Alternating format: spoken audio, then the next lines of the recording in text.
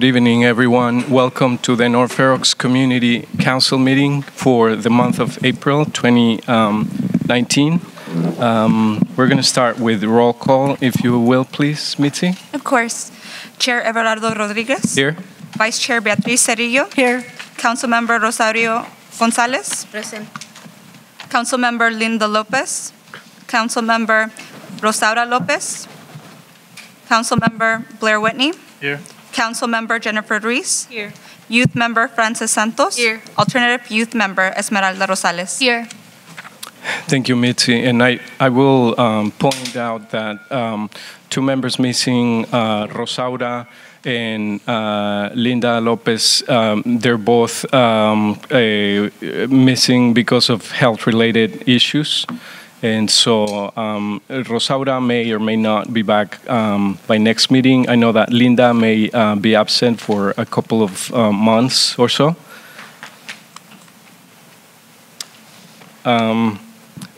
For public comment, anyone may speak up to 2 minutes on any topic not on the agenda tonight.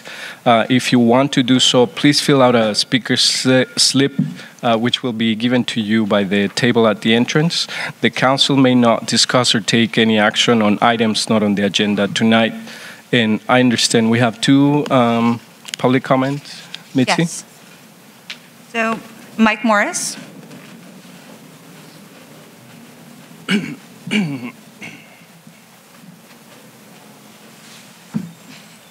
Good evening. My name is Mike Morris, and I've lived in the Fair Oaks area for over 40 years. And my neighbors and I are opposed to the Dumbarton Rail Train. We don't want the train going through our neighborhood. We feel it's going to cause a lot of problems, accidents, and bring a lot of crime to the area. It's become more apparent to us that San Mateo County seems to be looking out for raising taxes, fees, and tolls, and increasing the profits of businesses like Facebook and developers. And I'd like to remind everyone that San Mateo County's job is to protect the residents of the area. And having a train going through this area at 40, 50 miles an hour through a densely populated area with a lot of families is a bad idea. Menlo Park already has a train station, and we're wondering why they don't use that more. But it appears that Menlo Park intentionally underutilizes their train station, and they don't want a commute train going from their train station to Facebook or beyond that. They've seemed to push their problems into the North Fair Oaks problem area for a long time. We've seen Edison Way, Fair Oaks Avenue, and many of the other streets blocked off so there'd be no traffic in those areas, and it pushed the traffic into the North Fair Oaks area, resulting in a lot of accidents, pollution, traffic delays. We're kind of concerned about Facebook giving money to Samtrans. My neighbors and I tried to go to some of the meetings that they had, and we were told we couldn't go to the meetings. So in closing, we hope that you are independent and see my side of the story. And I'll give you all of you contact information from my neighbors and I. Thank you. Thank you very much for your comment. Okay, up next is Kate Bradshaw. And just a reminder that you only have 2 minutes for your public comment. I'm sorry, I didn't state that before. Got it, great. Yeah, so I'm Kate Bradshaw. I'm a reporter with the Almanac in Menlo Park, and I just wanted to introduce myself briefly and tell you a little bit about a project I'm going to be working on in the next few months with the support of the Center for Health Journalism. I am trying to find out more about disparities in health in communities in East Palo Alto, North Fair Oaks, and Bellhaven, and have some questions and some flyers, and I'm planning to do a bunch of community outreach and would welcome any suggestions or advice you guys have. So I'll be in touch. Thank you very much. Next item will be an update by the Multicultural Institute, and we'll have a presentation by Gregor Valadi. Good evening. Thank you for having us again. I'm going to present the quarterly report for the Multicultural Institute. So this report covers the period from January to March 2019. As usual, I will go through some numbers.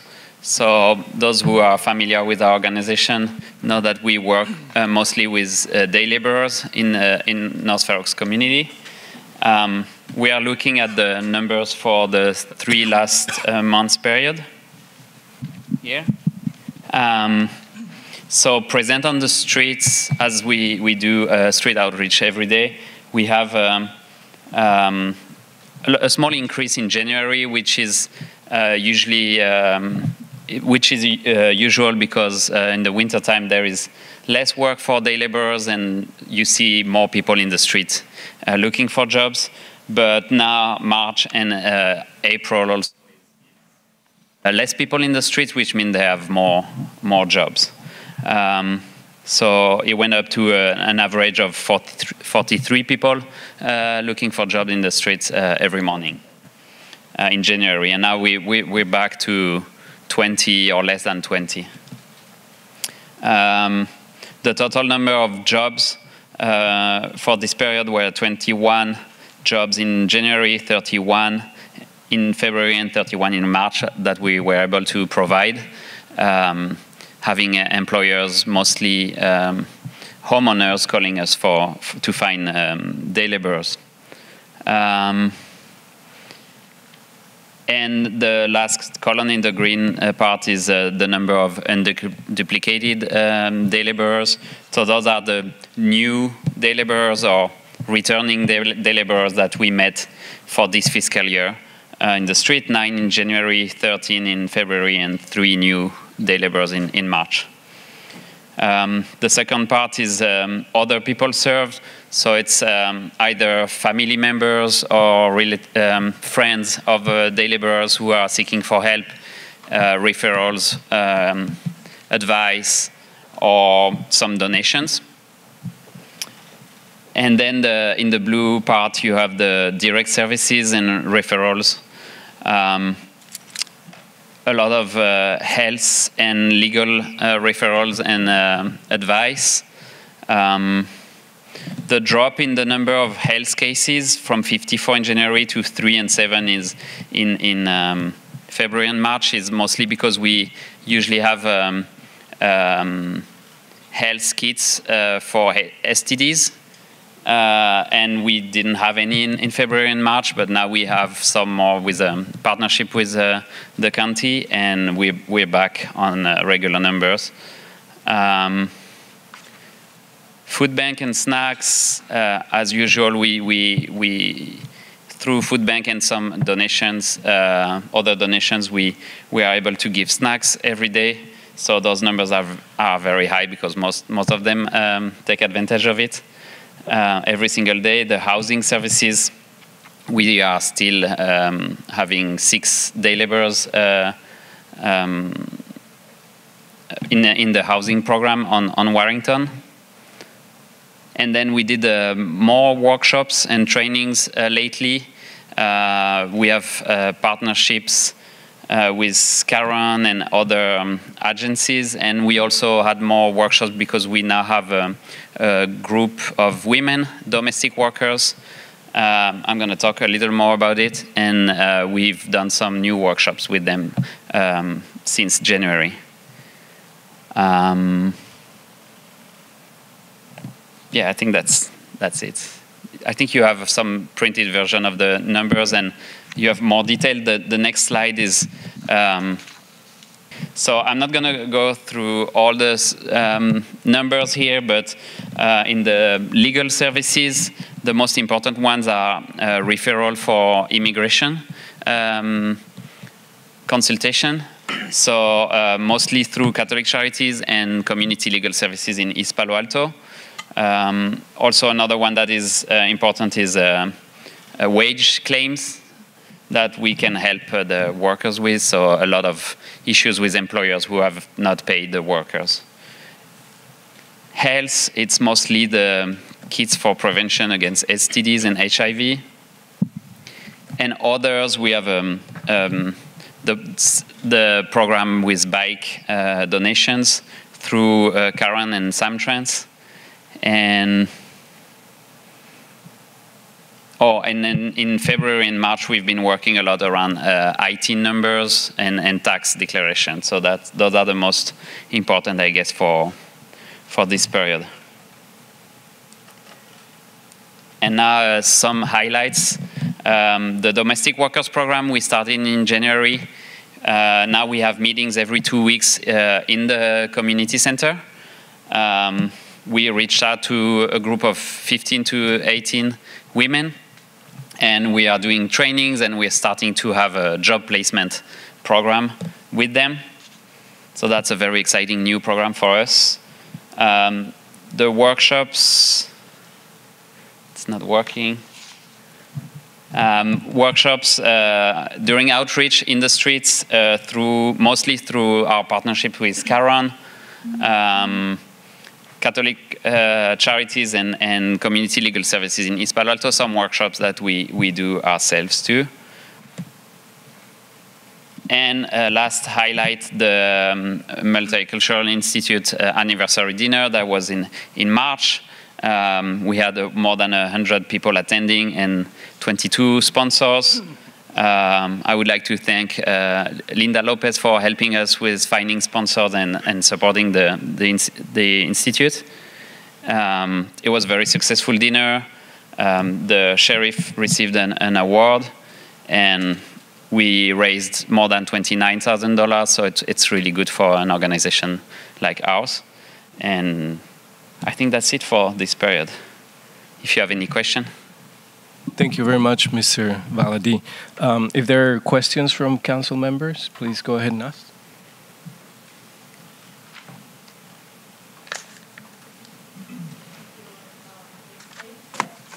It states that on March 29th, the MI staff attended an adult mental health first aid certification. Is this certification through the county? Yes. Yes. Is it like a one day, or is it like several Yes, it's times? 8 hours training provided by the county. It was in, this time it was in East Palo Alto at the Mouton Center. And yeah, we attended it. It's called a first aid, mental health. Yeah. Oh, okay. I have my certificate now. Go ahead.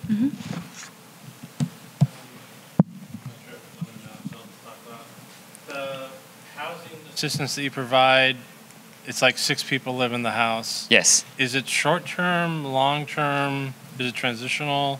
Right now it's long-term. Okay. I've been in the organization for a year, so I don't know how long they have been here, but in the year that I've been in with the Institute, it's been the same workers so far. Same 6 people. We purchased the house. We were renting, now we own the house. It's recent.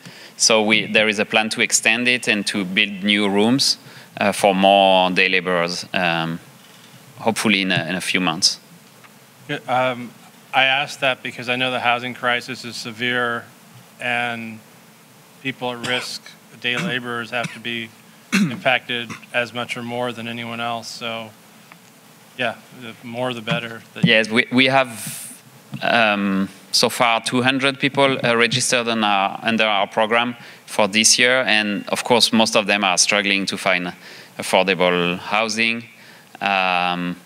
So far, we are able to help 6, but it has been turning, but I wouldn't be able to say it's a short-term or transitional programs. Right now, it's a stable housing for those 6 workers. And related to that same question about housing, do you refer day laborers to nearby shelters when they need housing, or how do you go about it? In the past year, I've personally experienced 2 or 3 cases of people who were sleeping in their cars or in the streets, they usually tell us and ask for solutions. I don't remember referring to specific shelters, but we did refer some of them to the community center because we know that's the main place where they have to register and hopefully find a solution. Usually they find a short-term solution with a friend who's like able to host them or offer a space in a room, and they share the rent. That's how I understand most of them find solutions. So I don't recall specific cases where they told me I found a shelter, but we usually refer them to the community center. I don't know what the process is after that. Okay. And another question is, is there somebody with various skills, so that if somebody needs carpentry or plumbing, is that a viable way to get in touch with you to get such? Yes, definitely. I would say most of them have more general skills. The most work that people ask for or skills that are looking for is gardening, small construction, and painting, moving. Those are the most common. Mm-hmm. But a few of them through the years have specialized and learned tile, roofing, plumbing, or carpentry, and some of them have different various skills. Also, one thing that makes a big difference from one worker to another, if they have a car and a driver's license, it gives them more opportunities. But usually we are able to answer to most skills that people are looking for. Yeah. Great, thank you. Is there any other questions? Go ahead. Are the workers insured while they are out on the job? So that's a very common question that we have. Most of them, if not almost 100% of them, don't have professional insurance. What we ask is the homeowners to check their home insurance to make sure it covers if someone comes to their house to perform a task, even if it's a friend or a contractor, to make sure that they are covered for potential injuries or damage to the house, because most of them, the vast majority of them, don't have that kind of insurance.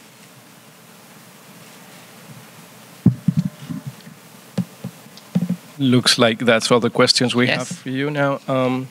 Is there any public comment in this regard?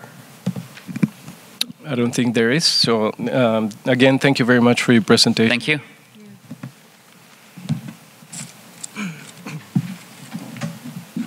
Next, we have the California Highway Patrol update. Presentation given by Officer Art Montiel.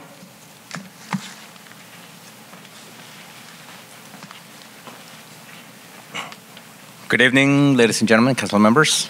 My name is Officer Art Montiel. Just a little background for some of you that have never been to one of these meetings before. I'm the Public Information Officer for the CHP in Redwood City. I've been with the department for approximately 12 years, so I got about 8 years to go, and then I can retire. Something to look forward to. Just to give you an idea about our area, basically our office covers approximately 550 square miles in this area. About 300 of those miles are arterial highways, so large freeways. And if you've never been in unincorporated counties, we will handle whatever happens in the county regarding the traffic violations, while the sheriff will handle anything that's related to the penal code. So one of the other things that we have is we have a lot of programs in the area. One of them is Start Smart, and I'm going to leave some brochures for you guys over there. We have one tonight at the office, and what it is, it's a 2-hour class that's designed for students between 15 and 19. They don't have to be in trouble. They can actually go in before they get their license, or once they have just gotten their license. The other students that we get at this training would be students or teenagers have just received a citation from the court, and then it's mandated for them to attend this training. This one, the student has to attend with the parent. The reason for that is being that you guys will tell your kids, hey, don't do this, don't do that. Well, now it's coming from an officer, and we're basically telling them the same thing you're telling them. So we're just reinforcing what you're telling your kids. In addition to that, we have some events. I know Irving's going to talk about those probably later on. But this weekend, if you guys don't have any plans, we have two large events. One of them is the health fair right here on Hoover. It's going to be a big event. We used to hold it right here in this parking lot. Then we went over to Flood Park, and now we're back in the community to try to get more of the community involved. And so yeah, hopefully we'll see you there. And then on Sunday we have the Dia del Niño Kermés, which is going to be actually right outside. We have it every year. We participate. It's actually put on by the LCCRC, I believe. Yeah. So we'll be here if you guys want to come out. We'll be out here. To give you a little background on our application process, when we accept, for one thing, we're very short-staffed, right? If you guys already know that. But even with that, I'm happy to say that we don't have any major crashes or incidents that happen in North Fair Oaks area within the last quarter. So let's try to keep it that way. For the application process, last year we took approximately 15,000 applications. Out of those 15,000 applications, about 270 people went to the academy. At the academy, we had approximately 35 to 40% attrition rate, which means we lose quite a few people at the academy during that time. And then once they go into the break-in process of the training with an officer, we'll lose probably another 10%. So needless to say, we're looking for very well individuals, people that want to help the community.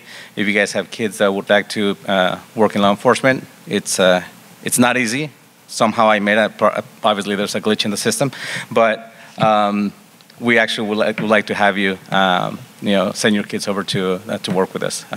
You can work anywhere in the state, so it's always a fun thing to do. That's pretty much all I have for today. Do you guys have any questions for me? Council members have any questions, please go ahead.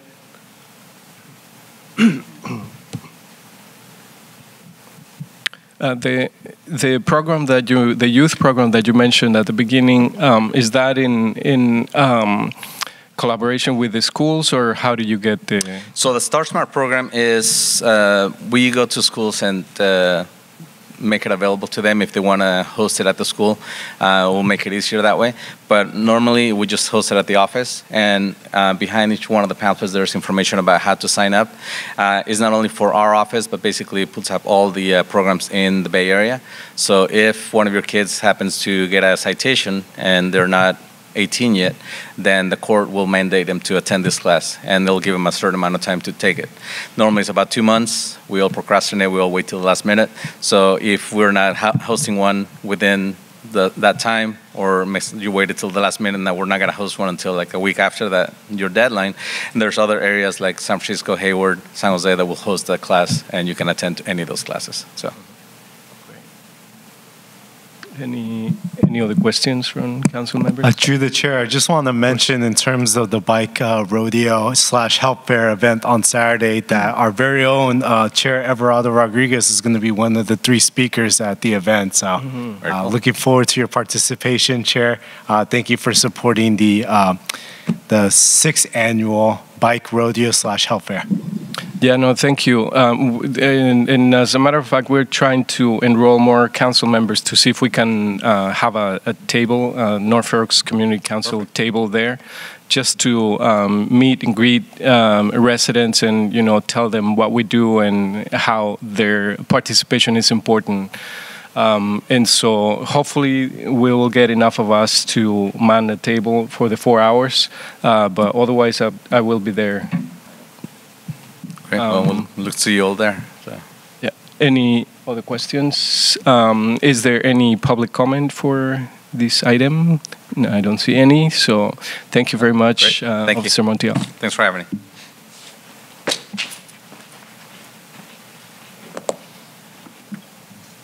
And next item on the agenda is a presentation regarding the Redwood City Transit Hub, presentation by Diane Odell. She's the acting planning manager of the city of Redwood City. Good evening. Thank you, council members. My name is Lindy Chan. I'm here presenting on behalf of Diana Odell. I'm just going to give you a brief overview of the Transit Center Redesign Study. So just a quick overview. Many of you are familiar with the transit study, but essentially the existing configuration is located essentially in downtown Redwood City. It encompasses not only the transit center, but also the bus station, parking lots. And parking lots are really configured into sort of three main areas. You've got the parking lot from Perry Street, you have the parking lot adjacent to the bus station, then you have the underground parking lot that's part of Sequoia Station. Second, you have a potential relocation, and so this study that was kicked off in essentially 2016 really analyzes what some of the short-term and long-term improvements would be for a redesign of the transit center. So why are we looking at this? Effectively, the population has only really increased about 4% between 2006 and 2015, but as you can see, our ridership has grown substantially. And in order to account for that, we really wanted to take a look at what we needed to do to account for the growth in the ridership, not only for Caltrain, but also for the bus services, Samtrans, and all of the other ride shares that occur at that station. So we started the study with some outreach and some understanding of the existing conditions. That outreach essentially consisted of public meetings. We had a number of studies that were going on at the same time, and so we did a concentration of those meetings together to talk about the multiple topics that were occurring. So the El Camino Rail Corridor Plan, Redwood City Moves, as well as the Transit Center Redesign. Simultaneously, we're also analyzing the streetcar study, and so all of these were consolidated into three main public outreach meetings, and those occurred in late 2016, November through December. We also hold stakeholder meetings. Obviously, there's a number of interested parties that are a part of this. So we're working with Caltrain, Samtrans, Caltrans, and of course, community members. We also did an online survey where we received over 340 responses, and we really wanted to understand how people get to the station, what are their modes of transit, what would they like to see in improvements. And so we identified some common themes in that. Most people arrived at the station by driving or walking, that the convenience of the transfers and frequency of the services were a high priority.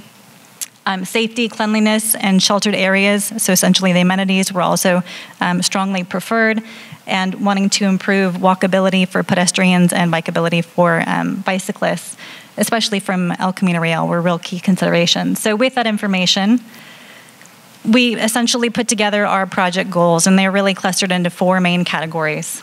The aesthetics, so we wanted to see what we could do to improve sort of the cleanliness, the open space, the trees, the visual character. Although the Caltrain station, which we call the Transit Center, is a pretty major station, is the sixth busiest out of all of the Caltrain stations.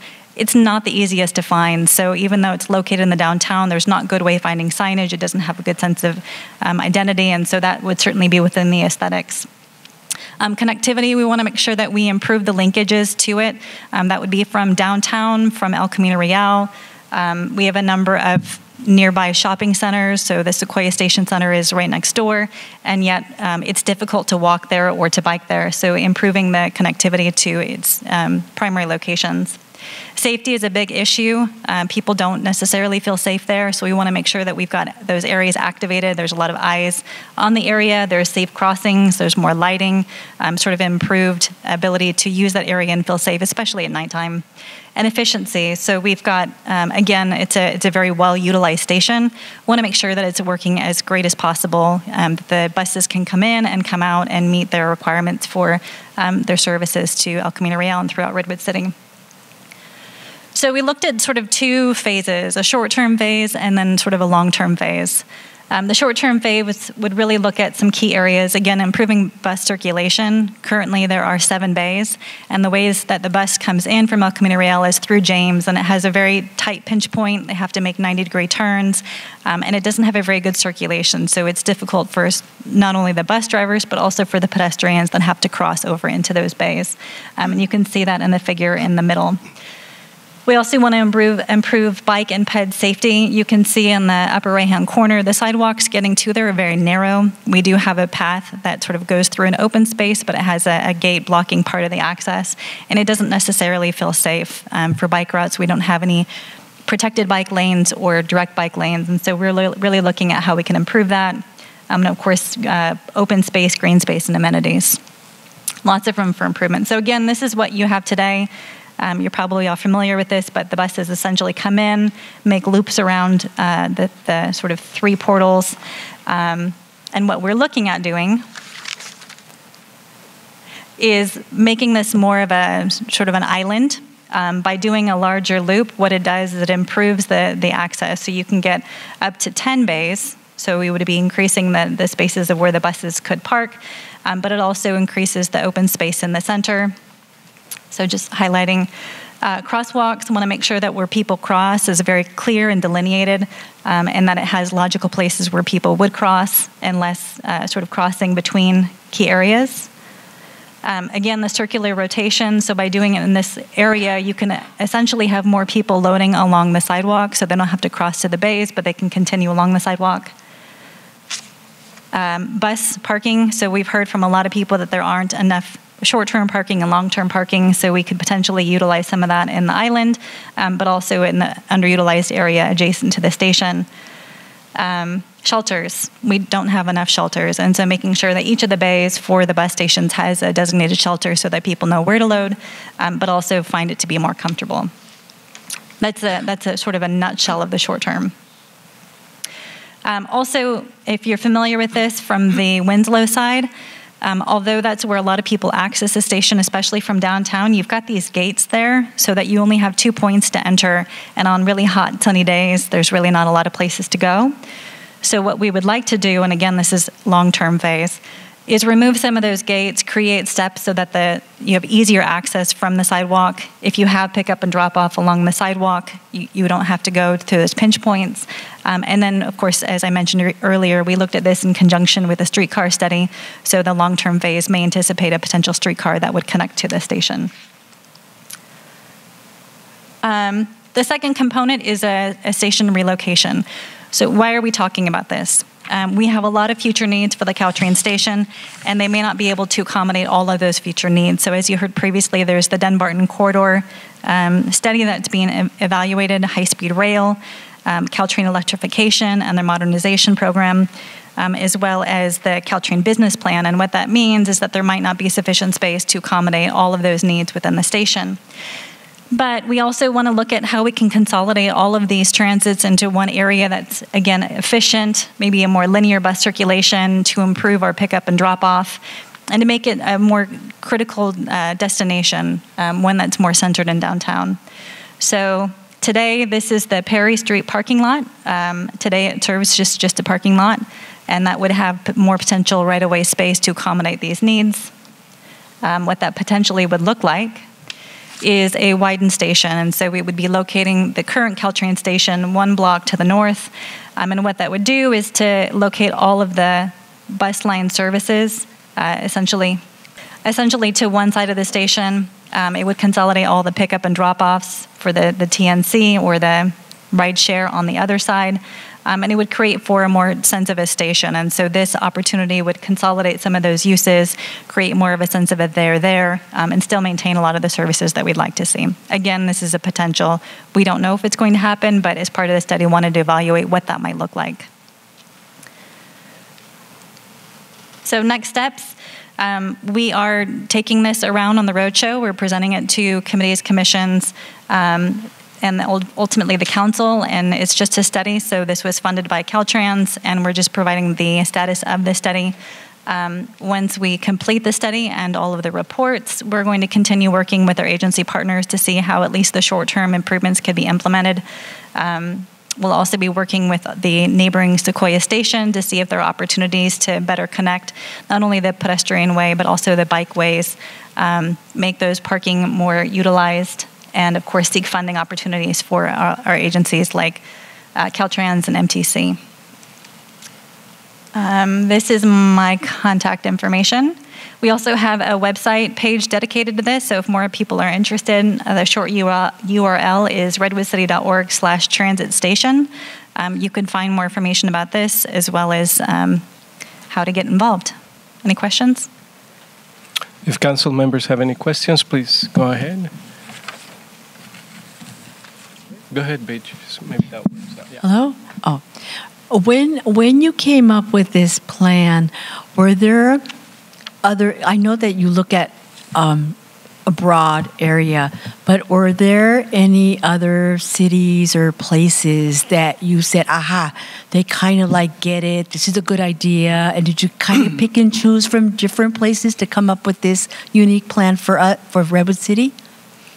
I think the key words that you said there is unique Redwood City. Mm-hmm. Our station is a little bit different than the other stations, mm-hmm. with the topography. Some stations have grade changes, the location, the relationship to the downtown.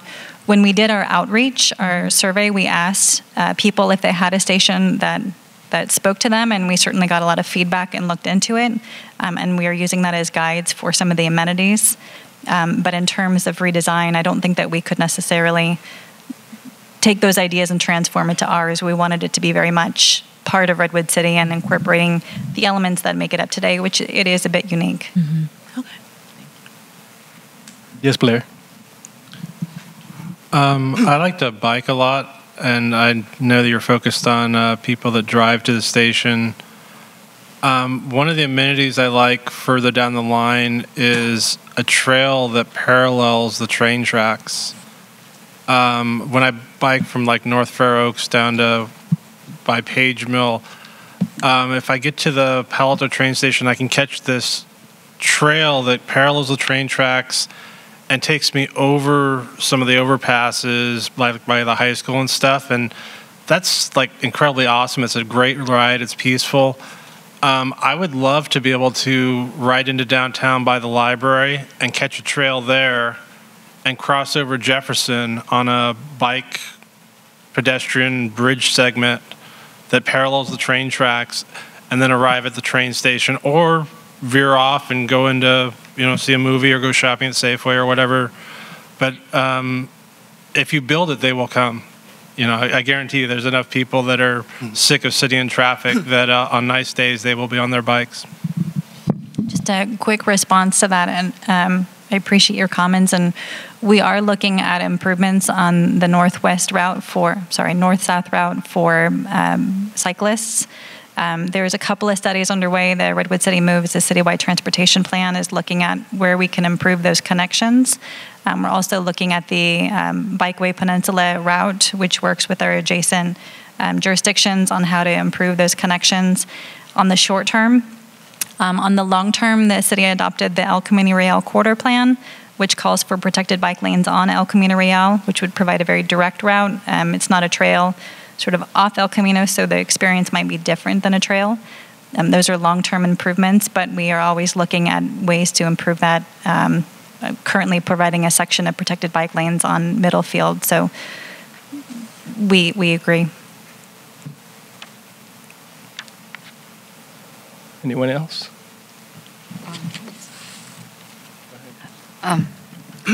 Are you planning to have more security in that area? And also, if you're planning to have video cameras? It's a good question. We would have to work with Caltrain and JPA, so the Joint Powers Authority, to understand what facilities they have. So although this is the city initiating the grant and the study, we're actually working not on city land, so we're partnering with the other agencies. I believe they have some cameras to date, but I don't know exactly what the long-term goal is for improving that, but certainly that would fall under the safety consideration. I think we would like to have something a little bit more sustainable financially than a physical monitor, although that certainly helps. But we want to think about long-term improvements such as lighting and activating those centers, creating more uses adjacent to that where people will want to come and hang out and maybe even have a place to hang out or eat or drink, be sort of a longer-term, more sustainable solution.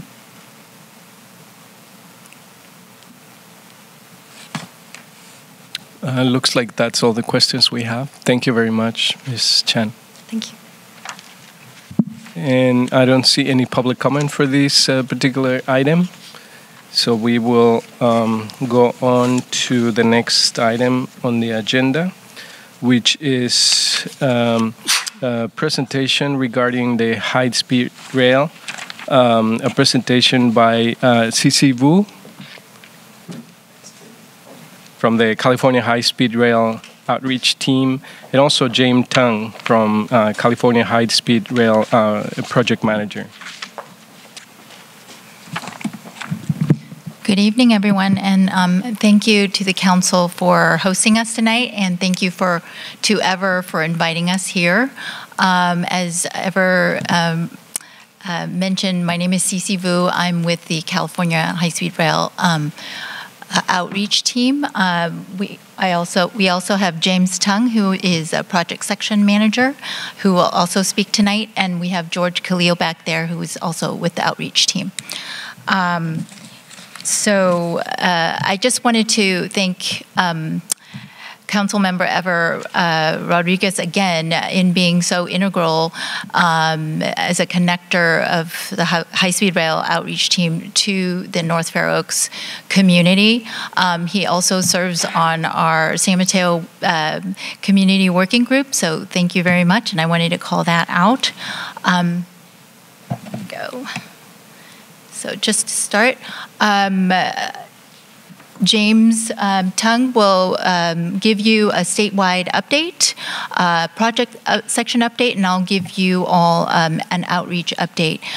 In the course of our outreach, we learned that the community here has very little knowledge about the project, so we're hoping to share a brief overview here of the project and hope that we can continue the dialogue with the community as questions come up. Now I'm going to hand it over to James. Hello, Council. Thank you so much for your interest in the project and allowing us to come here and present for you.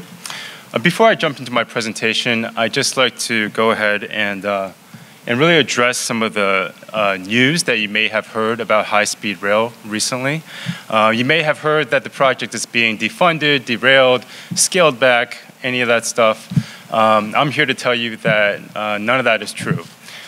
This may have started back in February at the Governor Newsom's State of the State address, in which he laid out a strategy for delivering the project given the available resources. So this was a three-pronged approach that fell very much in line with the 2018 business plan.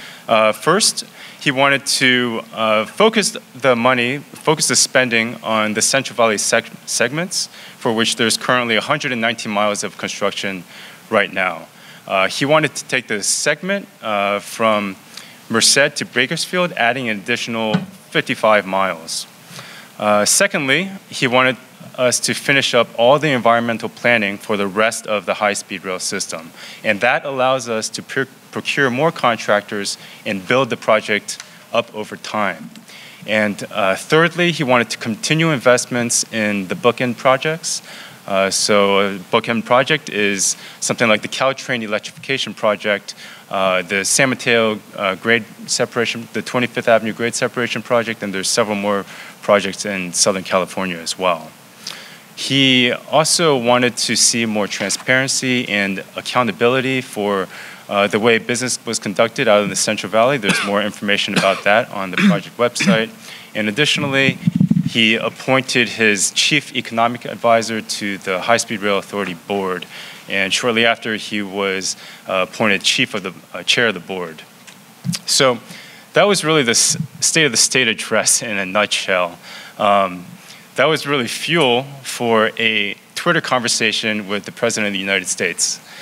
Shortly after that, high-speed rail got a letter from the Federal Rail Administration asking to cancel one of our grant agreements. The high-speed rail project has 2 federal grant agreements.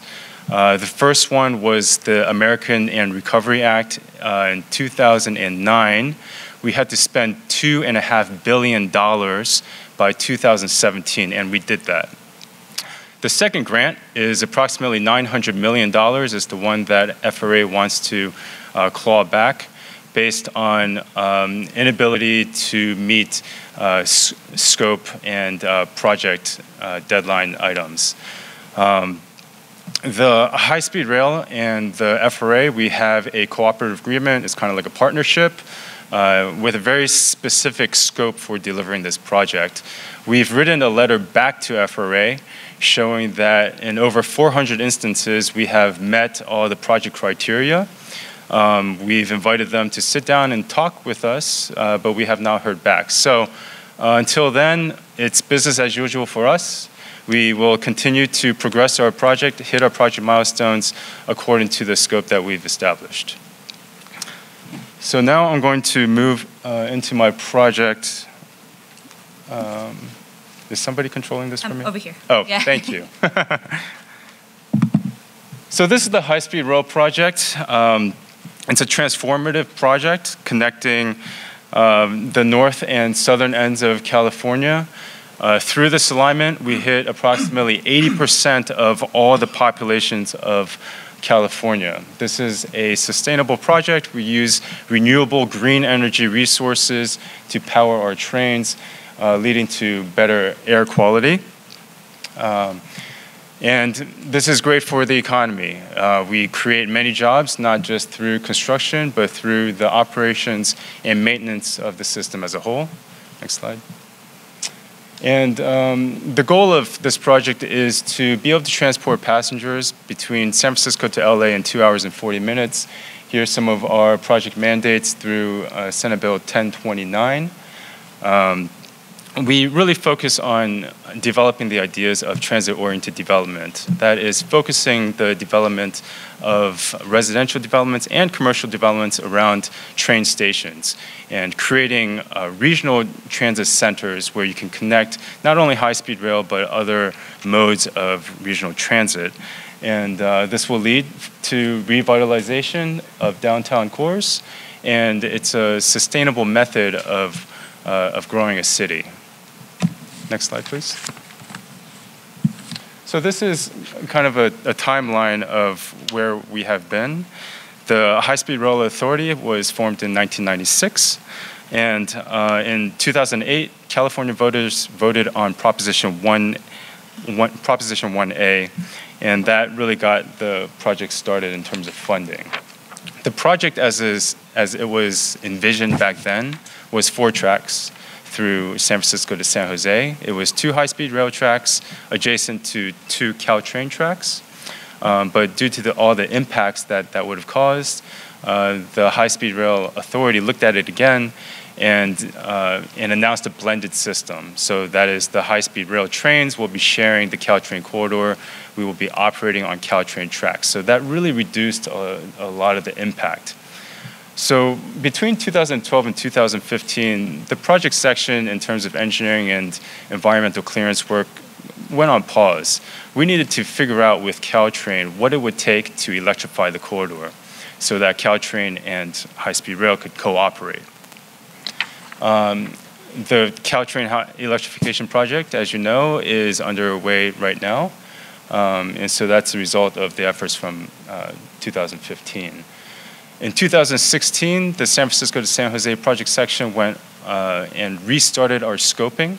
We produced a new NOI NOP focusing on the blended alternative, and I will explain to you our 2 project alternatives. Since then, we have just been really focused on the engineering, preliminary engineering, and really getting to the heart of our technical analysis. This is the most recent business plan. It's the 2018 business plan. It really produced a different and alternate way to deliver the project. So for the blended system, The 2018 business plan announced that we would blend the system not just from San Francisco to San Jose, but then we would extend it further south to Gilroy as well. And what this did was it allowed us time. It let us have early service on the corridor in 2027.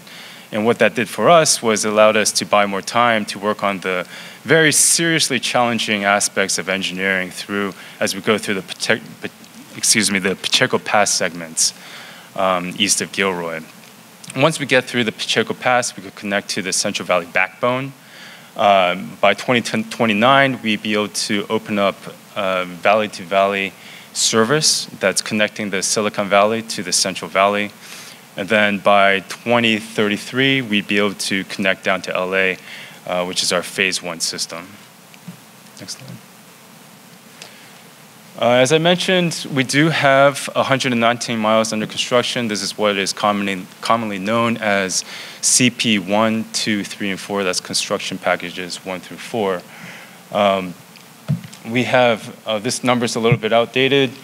I believe we have almost 3,000 craft workers that we've hired just out in the Central Valley today. We've produced over hundreds of $millions of business for the small businesses around the community and really being a big economic driver for the Central Valley. Next slide. And that was just the overview of the high-speed rail project. Now I'm going to dive into the San Francisco to San Jose project section. So just to give more of a description of what a blended system looks like, this is really high-speed rail integrating into the existing Caltrain system. And so we will be sharing their track, we will be sharing their operations, whatever signaling they're going to use, we're going to use it as well. We also have several common stations, 4th and King, we have Millbrae Station, San Jose Diridon Station, and then Gilroy Station as we connect down south. This is our project alignment. The golden star in the middle is North Fair Oaks. You can see where we are relative to the picture. San Francisco to San Jose has 2 project alternatives, Alternative A and Alternative B. Both run along the same alignment. The differences are Alternative A will feature a light maintenance facility on the east side of the tracks in Brisbane. Alternative A has no passing tracks. No additional passing tracks. There's existing passing tracks, but we're not adding new ones. And then through San Jose Diridon Station, we will feature an at-grade station with an at-grade approach. Alternative B will feature, oh yeah, you can just click through all of these, yeah. And then Alternative B will have a west maintenance facility in Brisbane. And then between San Mateo and Redwood City, next click, you'll have the passing tracks. This is approximately 6 miles of passing tracks. And then next click at the Diridon approach, we're going to have a viaduct. There's 2 options. There's a short viaduct and a long viaduct. So just to point out in this picture, North Fair Oaks is not affected by either alternative. They're the same for both alternatives A and B. We don't have any infrastructure improvements. There's no curve straightening. There's really very little because through North Fair Oaks, we don't have any at-grade crossings either. There's no roads crossing the rail corridor. So this is just some of the common safety features that we are promoting throughout the corridor. Everywhere you see a crossing, and by the way, this is a model of what it would look like in San Mateo. We would install four quadrant gates. There's going to be 4 gates for each direction of travel, and that prevents cars from switching lanes into the opposing lane if they see a gate coming down in front of them. Also, the channelizers separating the 2 directions of travel are in the middle, and that also prevents cars from changing lanes. Another feature is perimeter fencing. So all throughout the entire Caltrain corridor, anywhere where you don't see fencing today, we will be providing additional fencing, and that's really to secure the perimeter. Next slide. just want to show you, this is not what it's going to look like between San Francisco to San Jose, but this is a very common high-speed rail cross-section through the Central Valley, places where it's more agricultural, where we have more land to develop our system. But what I did want to point out in this slide was the common systems features that you'll see in the upper left-hand corner. These are some of the features that we're also bringing to the Caltrain corridor, and things like train detection or broken rail detection. We have earthquake monitoring, so trespass detection. If we have anything entering our corridor, we'll know about it. The trains will know about it. We'll have all kinds of monitoring systems to provide information to the train operator so they can maneuver around the situation. It helps with more reliable operations. And I believe that's it for my presentation. Cece will present the outreach part. Thanks, James. Thank you, James. So I'll present information on our outreach. Our outreach has been ongoing since the project started, but since last year, as you can see here, we went into sort of an environmental clearance process. So we're now approaching September 2019. So you'll see community outreach is ongoing. We are convening community working group meetings. We have 5 rounds, and spring, summer, and winter are coming up. And we invite you all to attend any of those meetings that are open to the public to learn more about the projects as we approach some of the environmental milestones. The milestone that I think would be as relevant to this community would be the draft environmental impact report, which comes out in March of 2020 with a 45-day comment period. So you'll have 45 days in order to submit public comment. But leading up to that, it's very critical for us to be out here doing outreach to gather information on effects that it might have on the community so that we can inform that environmental impact report. And since James mentioned that there is no alternative that would affect North Fair Oaks, the preferred alternative might not be as of interest to this community. But we are holding some open houses right before the authority will be identifying the preferred alternative, the light maintenance facility and the passing tracks. And then we go into the draft environmental impact report period, and then we'll conduct another round of open houses and public hearings then.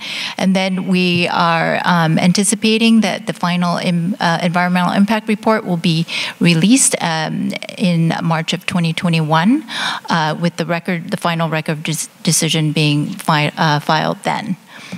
Next slide. Yeah, just to show you the extent of our outreach in the project section from fall of last year, to winter of this year. North Fair Oaks, as you see, is on there. This shows that we've met with just one layer of our outreach. We've met with service providers who have then connected us to the community. And with this outreach, we have the potential to reach about 50,000 community members. So some next steps for our outreach is we're here with you today and to conduct a meeting. We're conducting more community meetings in the San Francisco area and other areas of the corridor. We are doing homeless outreach and outreach with youth communities. In fact, we're working with Life Moves and Youth United actually in East Palo Alto to do more outreach.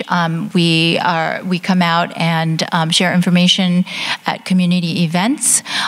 We brought some information here today, so if you're interested in more information, we have fact sheets and maps and so forth. And if you're interested in us coming out and tabling at the event this weekend, let us know. Next slide. And this is just a schedule of our upcoming community working group meetings. Councilmember Rodriguez will probably be at our May 20th meeting. And like I said, they're all open to the public, and you're welcome to attend to get updates on the project. And with that, I think we're... So this is a flyover video. We have a link here. You can share it with your communities. You can view it on YouTube. And it shows the way the train will be traveling along the alignment down. So we're providing you with the link. I don't think we have time to show it here today, but feel free to check it out on YouTube. And then also we have the materials. And if you're interested in more information, we also have a sign-in sheet. So if you'd like to connect with us after the meeting and give us your information, we're happy to share updates with you. And I think that's the last slide of my presentation. Thank you very much, Yeah, Cici, and also thank you, James, for your presentation. If you can stick around for some questions. If council members have questions, please go ahead and ask them. I know I have a few, and maybe I can get started.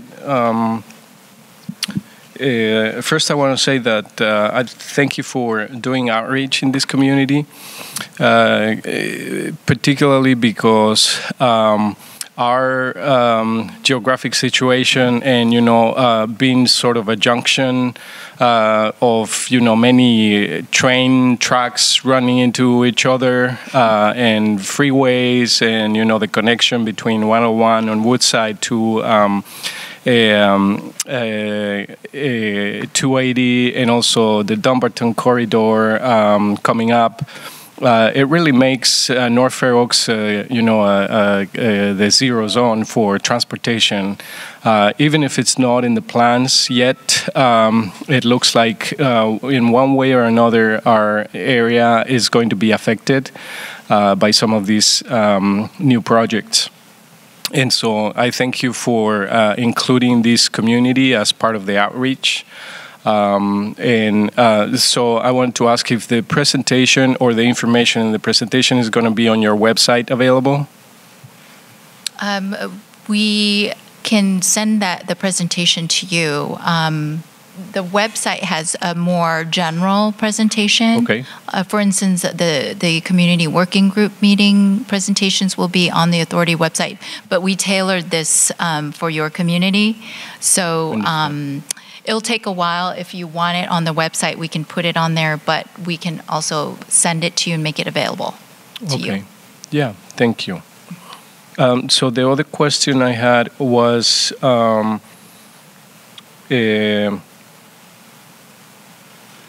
me look at my notes. So what determines setting up a station, or what were the determinants for setting up stations along the way? For high-speed rail, we originally had a mid-peninsula station. The what? I'm sorry? A mid-peninsula station. So there was talk about doing a station either at Mountain View, Palo Alto, or Redwood City. And SB 1029, it set aside funding for how much you could spend on how many stations there could be. And in our program level EIR, EIS, we looked at all the various stations that we could have. So you'll find in our program level EIR, EIS, which the last one was the 2012 Bay Area to Central Valley program level EIR, EIS. We actually had the Mid-Peninsula Station. Since then, since the 2016 scoping, we have taken out the Mid-Peninsula Station. It was a decision made several pay grades above my head, but it was actually a topic of conversation in the office today. We'll find out how we documented that decision. But when you see our draft environmental document released in March of next year, 2020, you won't see a Mid-Peninsula station in there. Okay. Yeah, and the reason why I was asking it was, again, because it seems like this area, and particularly Redwood City, North Fair Oaks, where a lot of venues converge, would seem like an ideal station, because the stretch from is it Millbrae? Millbrae to San Jose would still be, very distant for many of the residents here, particularly in the peninsula, and of course, also people coming from the East Bay wanting to go to either LA or San Francisco. Yeah, it'll be equally inconvenient to go, all the way around to Millbrae or all the way around to San Jose. So just a thought. Yeah, we also, that's one of the reasons why we do promote regional rail connectivity. We do promote, other train operators, other transit operators. That's why we're helping to fund the electrification project for Caltrain, is to help move people around so that they can use high-speed rail when they need to. Yeah, thank you. And again, could you repeat the funding that you had secured for this project? Well, SB 1029 really defined travel times. But that's it was from the state legislator. It's SB Senate Bill 1029. Okay. Thanks. Meraldo, or did you have a question, or any other council members have questions? Let me see if I had some more.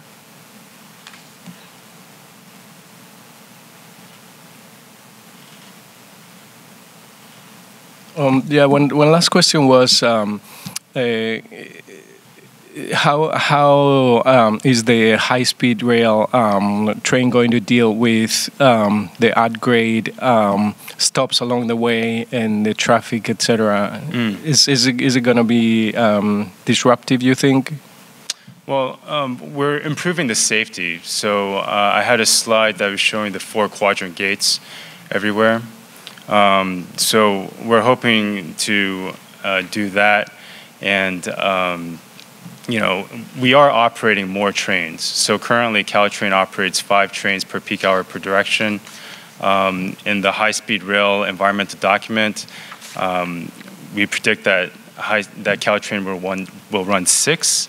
In early operations, high-speed rail will run 2.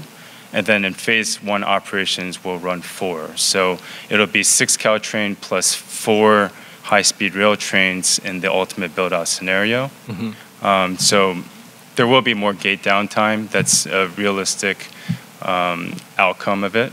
Mm-hmm. So Caltrain, through their business planning, is looking at ways to mitigate the traffic.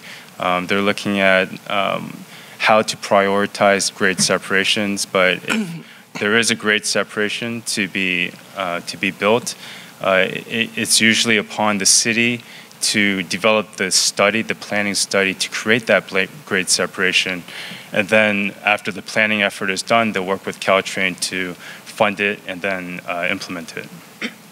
In the San Francisco to San Jose stretch, when is that considered to begin service? 2027 is what the 2018 business plan said. Okay. So once we get early service onto the corridor, that'll be our first high-speed rail revenue. Great. Thank you. Do you have a question? Will there be more like securities around the railroad, and will there be even more securities around the crossings? Because there's people that also cross. Absolutely. We will have trespass detection systems at the crossings where there are the gates. But other than that, we also secure the entire perimeter of the Caltrain right-of-way.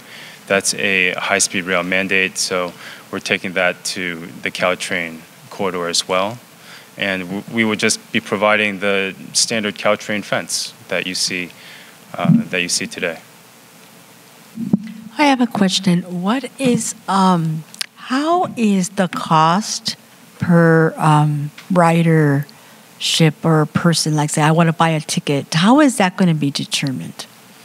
In the program level EIR/EIS, we compare it to the price of airline travel, but without having a crystal ball to know what the economic situation looks like in 2027, we say it's approximately 80% of the cost of a plane ticket.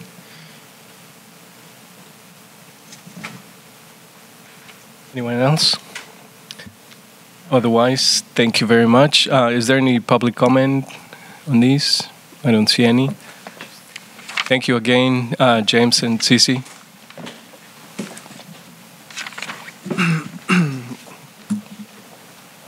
And next item, we have reports to the council. Do we have a supervisor's report? Is Irving here?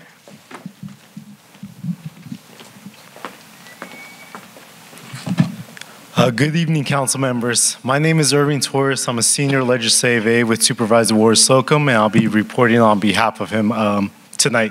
So the first announcement I wanted to make, I want to kind of take it back a year ago, council members. There was an idea that was floated out there, and that idea became a vision, and that vision became a reality, and that's the mural.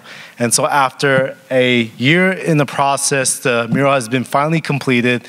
I just want to first acknowledge and thank the Office of Community Affairs, Emma, Mitzi, thank you all, both, and Melissa as well for your hard work. So let's give a round of applause to them.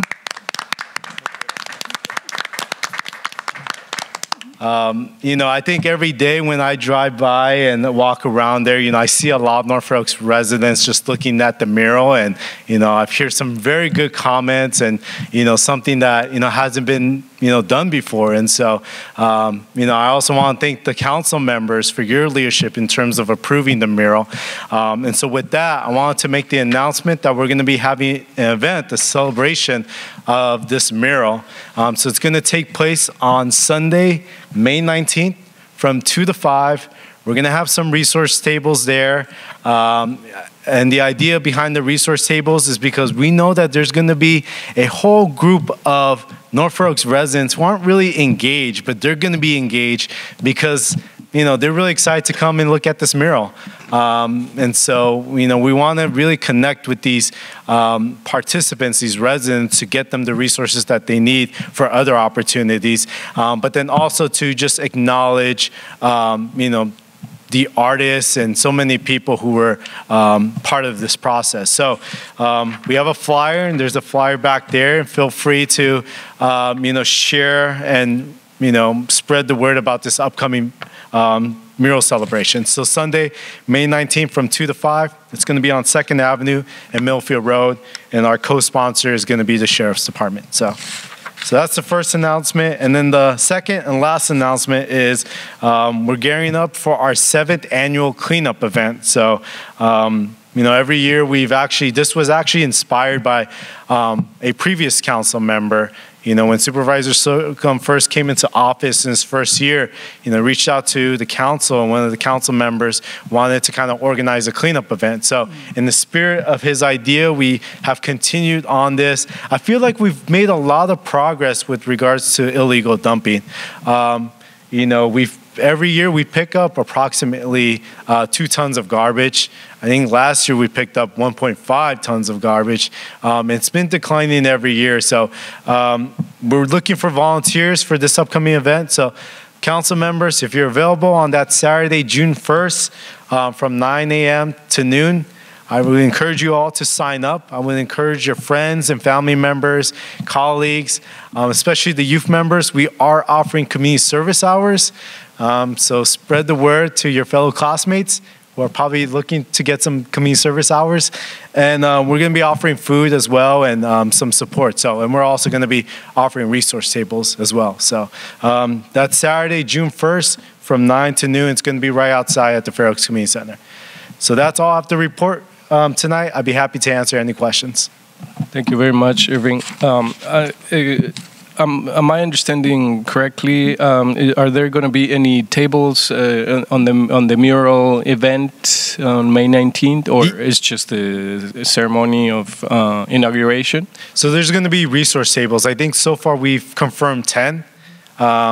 Siena Youth Center, I believe the Sheriff's Office, Karen, I believe CZI, Chan Zuckerberg Initiative, they're going to be hosting the table.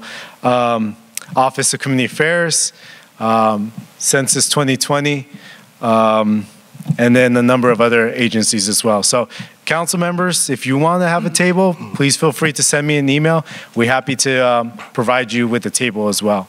So, and then we're going to have performances. There's going to be a program that's going to be an hour long, but the rest of the time is going to be just, we're going to have a food truck. The sheriff's office is going to be providing some food as well.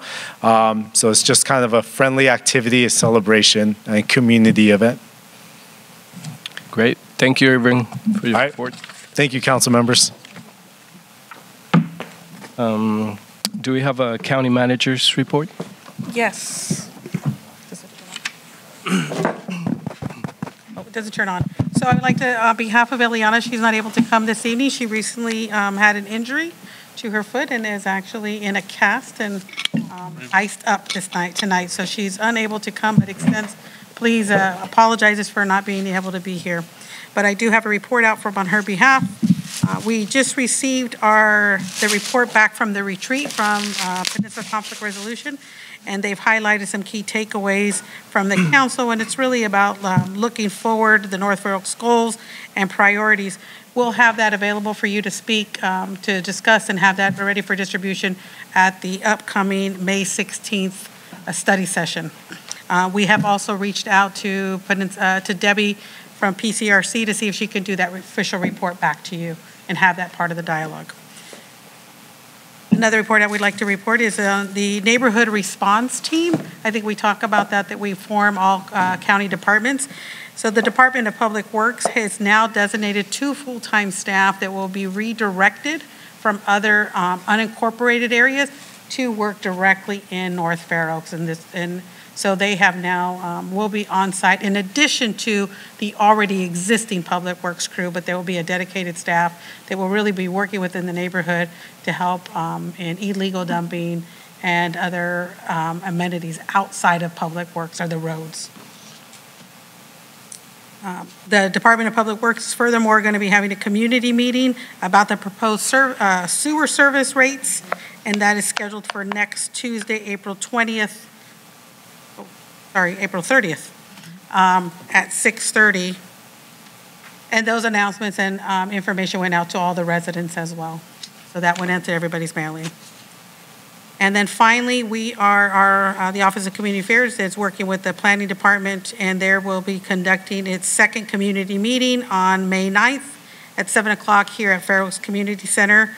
And it's about rezoning. And so that is in a very specific industrial area, zoning 3, close to Spring Street, Bear, and out in that area.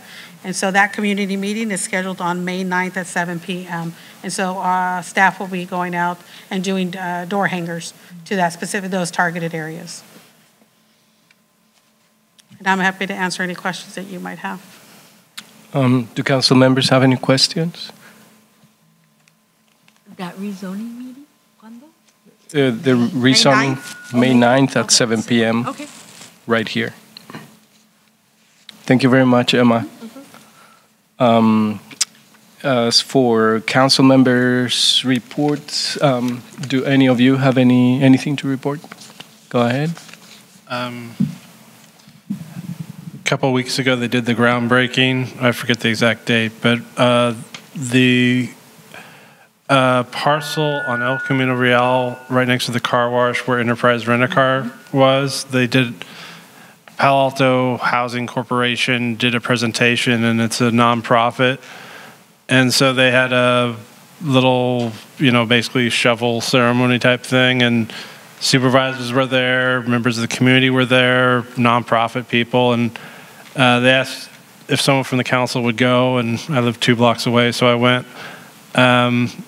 And I don't remember what I said, but I think I said we're grateful Looking forward to more housing, and thanks for building in North Fair Oaks. That was pretty much it. If you recall, it's going to be a 4-story building.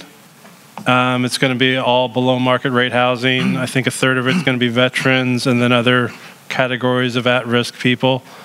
And I don't know how long it takes to build a building, but probably like 2 years or 18 months.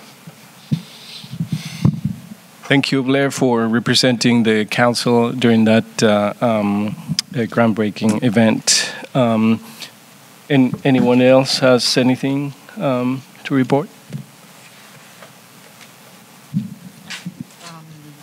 Just that it was last night, I bet. That's correct, yeah. There was a meeting last night. Last night we went to a meeting about the housing project here in Redwood Junction. Correct. And it was interesting how they have been developed this project, and just that I would like to see more people in these meetings. We were like 12 people there, and it was very interesting. I think that's it. That's correct. Thank you, Rosario. And yeah, this was a presentation given by Mercy Housing, which is the organization that is responsible for developing this project and eventually overseeing that housing project, which is happening right behind by the clinic on the empty lot that is right there at the Redwood Junction. So there will be future community meetings for anyone who's interested in that development. So something that I wanted to reiterate again is that Linda Lopez is going to be out for a couple of months due to health-related issues. I've been in touch with her, and she's making progress, but she has decided to take it easy and take a couple of months off. The other thing is the events, the community events that are happening. I would encourage council members to participate. This is a good opportunity to do community outreach and introduce ourselves and encourage the community members to come to the meetings and with questions, answers, petitions, whatever, and try to make a more unified community. This Saturday, there's going to be the health fair slash bike rodeo. Before, it used to be just a bike rodeo, but it has become the health fair slash bike rodeo that Rafael Avendaño from the Siena Youth Center is spearheading. And we are trying to have a table for that particular event. So far, Beatrice and Blair and myself have signed up for an hour or two. So I would encourage the rest of you, if you take a look at the email that Mitzi sent to us, you can just put the times that you can attend, and it'll just be sitting at a table waiting for people to come, or just chit-chatting with the people who goes by, telling them about us, so that they know that they have a body that represents them, before the county. And there will be other opportunities. Then Sunday, there's the Kermés del Día del Niño, and we decided that it would be too soon to try to have two tables for this weekend. So we are trying to have one table for the health fair, bike rodeo. And then there's going to be a couple other opportunities, like Irving Torres said. There's going to be an opportunity to have a table on the May 19th event for the mural. If you all feel like you'd like to be there, please send me an email. There's probably going to be also a doodle so that we know who has certain hours available. And there is another event that escapes me right now, but we will remind you of that. Yeah. Other than that, it's the cleanup day. Oh, that's correct. That's also the Be Seen, Keeping It Clean, also happening. So there are going to be tables at that event as well, right, Irving? Yeah. Okay, and the date again for that is June 1st? Drew, the chair is June 1st, Saturday, June 1st from 9 to noon. Yeah, and unfortunately, I'm not going to be available because every first Saturday of June, I have to host an event myself, so I'm not here. But I have participated in the past, and it's a really good opportunity to meet community members, particularly youth, because there's a lot of youth who participate in this cleanup, and it's really nice to work alongside with them. And you have a choice. You can work with the crews, or if you want to man a table, you can be at a table. So we will have some arrangements for your participation in those events. And with that, if no one else has anything else to add, I will adjourn the meeting. So thank you, everybody, and good night.